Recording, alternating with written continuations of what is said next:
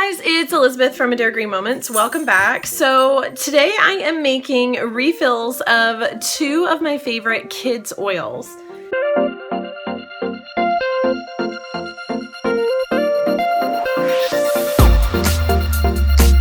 So what's really nice about having a lot of the single oils is that when you run out of your favorite blend, you can kind of guesstimate how many of each to refill your bottles. And so I love having a large collection, there they are, of the singles so I can refill my favorite blends. Now what I love about the blends is that you don't know if you love it until you try it. And then once you have it, there's certain combos that I wouldn't have thought to put together. And so let's go ahead and put these together.